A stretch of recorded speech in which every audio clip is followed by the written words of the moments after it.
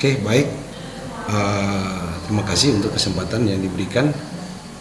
Kami dari Dinas Kehutanan Daerah Provinsi Sulawesi Utara mempunyai tugas penyelenggaraan urusan pemerintahan di bidang kehutanan. Oke. Iya. Jadi kami bekerja berdasarkan asas sosial ekonomi yang menjadi tugas dan wewenang kami, dan juga tugas dekonsentrasi, tugas perbantuan, dan kemudian juga tugas-tugas yang lainnya yang diberikan oleh Pak Gubernur kepada kami yang sesuai dengan aturan dan perundang-undangan yang berlaku.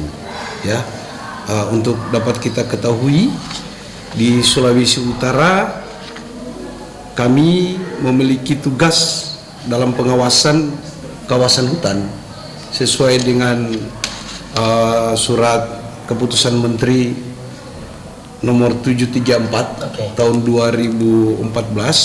Kami mempunyai luasan wilayah hutan yang ada di Sulawesi Utara sebanyak 764.739 hektar, ya, yang dibagi dari kawasan lindung, ya, ada hutan produksi terbatas. Ya. Jadi tugas kami menjaga kawasan hutan dari Pinaguluman sampai Miangas. Oke. Satu Sulawesi Utara. Lumayan luas juga ya. Lumayan luas. Dan kami di setiap kabupaten kota memiliki kantor, ya, kantor unit UPTD, ya, Kesatuan Pengelolaan Hutan yang ada di semua kabupaten kota 15 yang ada di Sulawesi Utara. Ya, kami memiliki 6 kesatuan pengelolaan hutan yang tugas pokok kami ialah melindungi, menjaga kelestarian hutan yang ada di Sulawesi Utara. Oke. Ya, kami juga mempunyai personil yang mungkin kalau sama dengan Gakup, ya, kami juga memiliki polisi kehutanan, ya, yang tugas pokoknya kami juga sama. Kami melindungi dari tindakan-tindakan yang merusak kawasan hutan yang sudah ada di, terlebih khusus tugas kami adalah yang ada di Sulawesi Utara. Oke, itu kalau untuk petugasnya Pak di kabupaten kota itu ada berapa jumlah polisi kehutanannya Pak yang bertugas?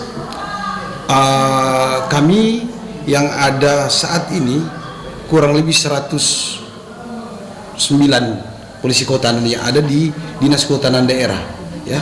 Kami juga baru selesai ada 51 orang, ya, baru selesai pendidikan dasar polisi kehutanan yang dilakukan di Sukabumi. Mereka baru kembali dan sekarang mereka berada di dinas. Tetapi teman-teman kami polisi kehutanan juga sudah ada di unit kerja mereka masing-masing.